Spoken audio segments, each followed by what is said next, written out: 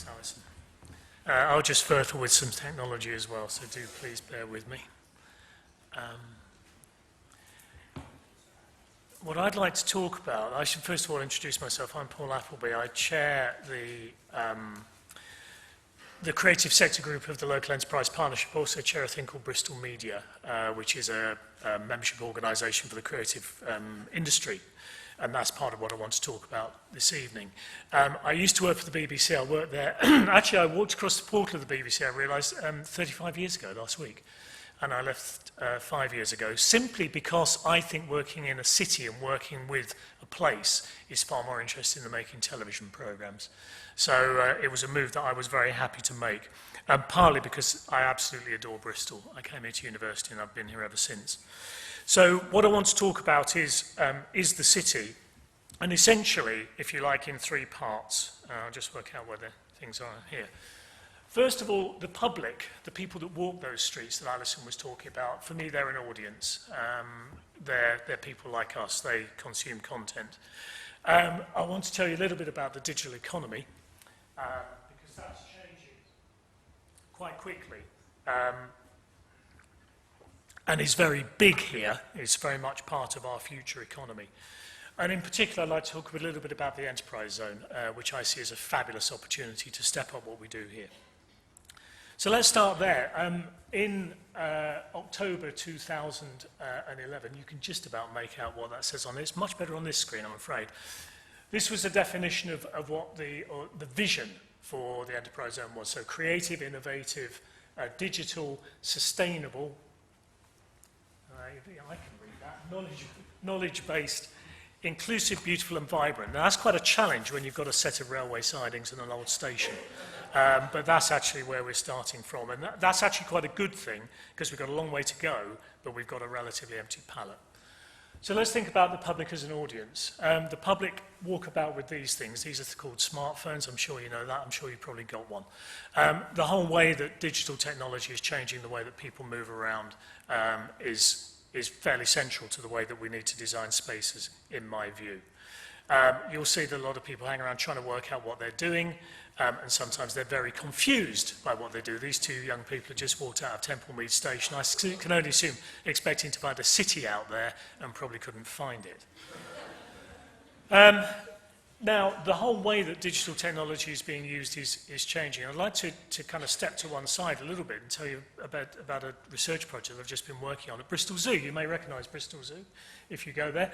If you look at it as that plan, you can kind of see that really it's a set of streets with some stuff in. They don't happen to be shops. They happen to be things like Asian lions and lemurs. But nonetheless, it's a kind of got a layout, and people will navigate their way through it. So this is a project we did with the conservation charity Archive. It's called Archive in Your Pocket. And the essential idea is that we can make a far more rich experience of the zoo digitally. So the basic idea was that you'd enter one of those zones, you would get an offer. You can imagine this if you transpose this to a street or an area of the centre of Bristol. You can imagine the kind of things we might offer. We might offer you some video, we might offer you some engagement, some activities. We certainly might offer you some facts. Because it was built around wildlife film, I did used to work in the naturalist unit, so this was kind of how it crossed over for me. The idea of the videos was very simple. It would show you things you couldn't possibly see in the zoo. And for me, the touchstone there was that if you're ever at the zoo with an 8-year-old and you're stood next to the enclosure, and when they say, "Where are the lions then?"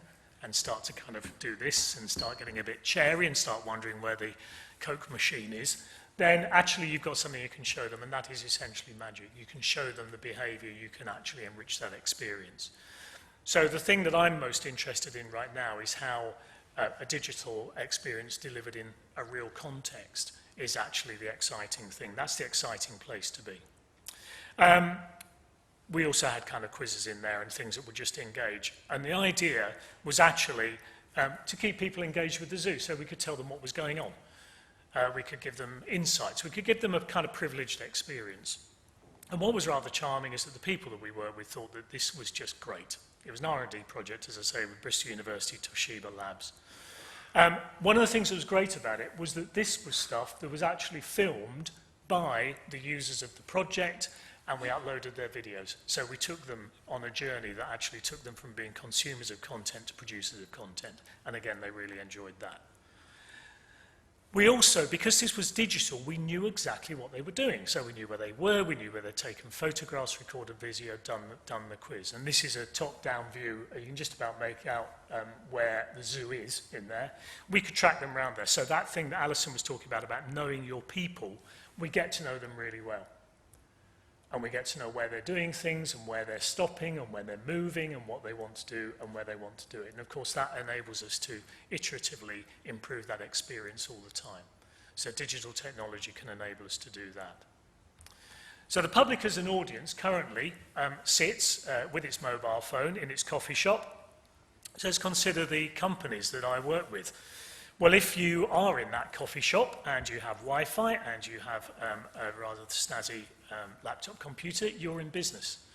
I do a lot of my business in coffee shops. I don't particularly like paying £2.80 for the coffee, but I do like their Wi-Fi, which of course they tell me is free, but actually costs the 30 pence on top of the cost of the normal coffee. So this is how things are changing. This is the engine shed at Temple Meads. This is one of the key centres for the creative sector that's in the Temple Meads area right now. And we can expect this industry to grow in this area. This is a chart from the Local Enterprise Partnership.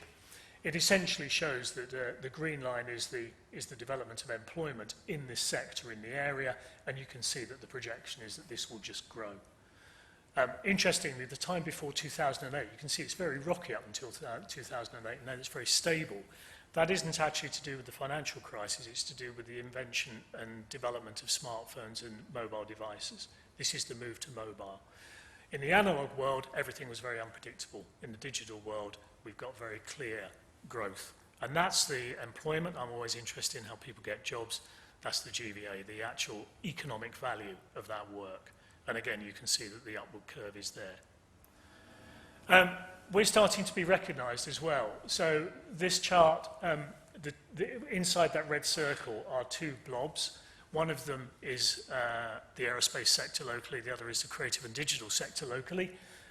They are ranked by McKinsey's, the consultant, as 2 of the 31, strange number, but nonetheless, 31 most important industries in the UK, to the UK's future economy. So we've got some big stuff here.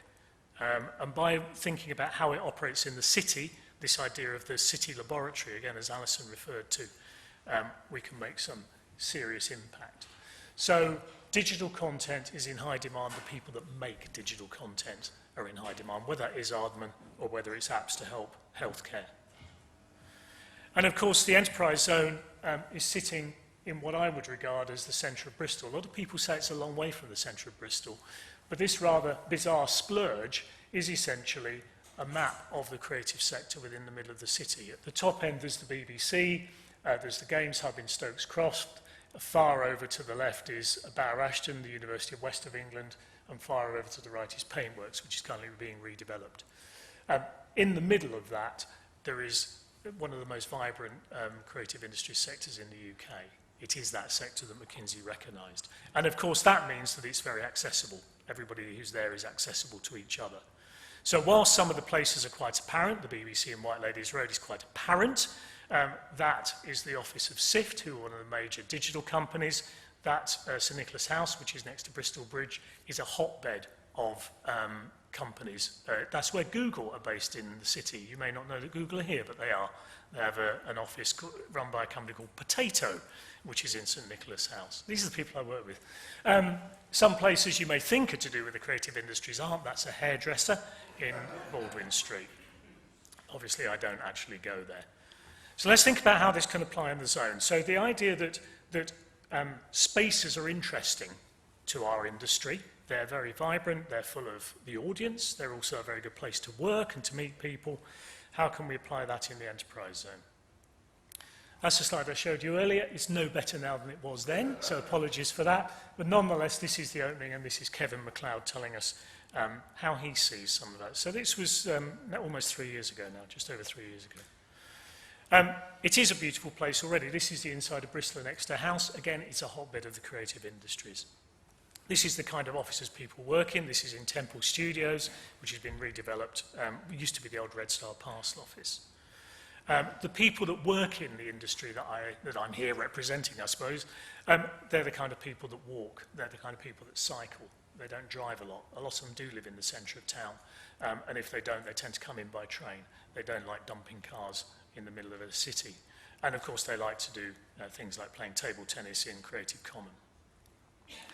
This is Paintworks, and Paintworks has been held up as one of the kind of archetypes for how we do things for the creative sector, but I think it's quite limited archetype. It's very popular, it's being redeveloped, it's in the enterprise zone, so it's got a very attractive aspect to it, but there's some new ways of doing things.